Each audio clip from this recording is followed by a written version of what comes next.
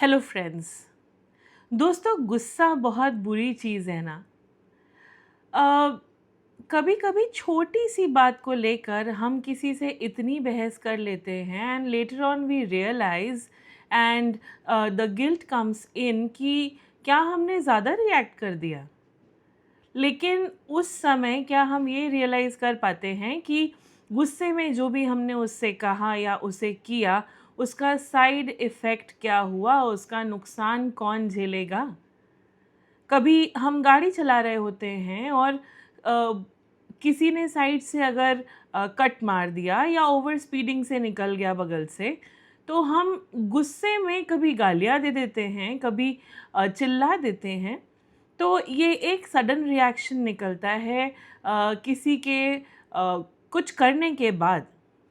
लेकिन ये जो गुस्सा नाम का इमोशन है, ये हमें किस लेवल तक पहुंचा सकता है और हमारे लाइफ में क्या नुकसान कर सकता है, हम नहीं बोल सकते।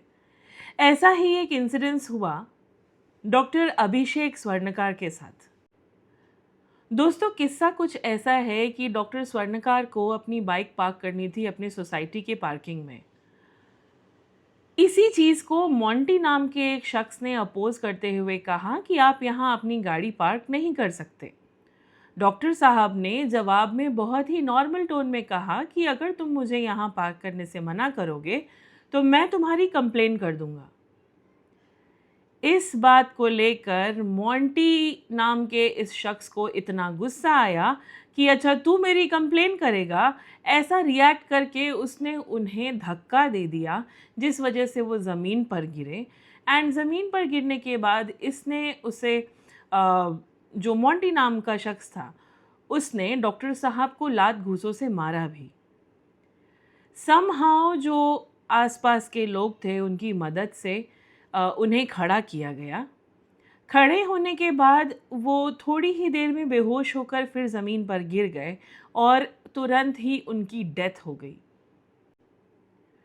दोस्तों, अब आप बोलेंगे कि इतना ज़्यादा मारा था क्या कि तुरंत डेथ हो गई। मैं आपको बता दूं कि डॉक्टर स्वर्णकार किडनी पेशेंट थे। वो अपना डायलिसिस कराते थे। उनकी खुद की बहन ने अपनी किडनी दी हुई थी उन्हें। दोस्तों, मैं आपको बता दूं कि मात्र 38 साल की उम्र में डॉक्टर अभिषेक स्वर्णकार एक बहुत बड़ा ग्राउंड ब्रेकिंग रिसर्च कर रहे थे नैनो पार्टिकल से सोलार एनर्जी प्रोड्यूस करने के ऊपर, जिस पे बहुत सारे पेपर रिसर्च भी किए जा चुके हैं। वो बहुत ही आराम की ज़िंदगी जी रहे थे और बहुत अच्छा काम कर रहे थे, बहुत ज़्यादा पैसे कमा रहे थे स्विट्ज़रलैंड में। लेकिन अपने देश के लिए कुछ करना है, इस वजह से वो इंडिया वापस आए और यहाँ पर इस रिसर्च पे काम कर रहे थे। मात्र 38 साल की एज में उन्होंने काफ़ी कुछ हासिल किया हुआ था। किसी से ज़्यादा लेना देना नहीं रखते हुए वो अपने काम में मग्न रहते थे। लेकिन ये मोंटी नाम का जो बंदा है, उसके गुस्से का जो साइड इफ़ेक्ट है, ये डॉक्टर को झेलना पड़ा। आज की डेट में जहां भारत के लोग बाहर जाकर सीईओ लेवल तक पहुंच गए हैं, मेरे लिए वो इम्पोर्टेंस नहीं रखते, क्योंकि देखिए, आप अपना देश छोड़कर जा चुके हैं, आप वहाँ के सिटीज़न बन चुके हैं, आप बड़ी बड़ी पोजीशंस पर बैठे हैं।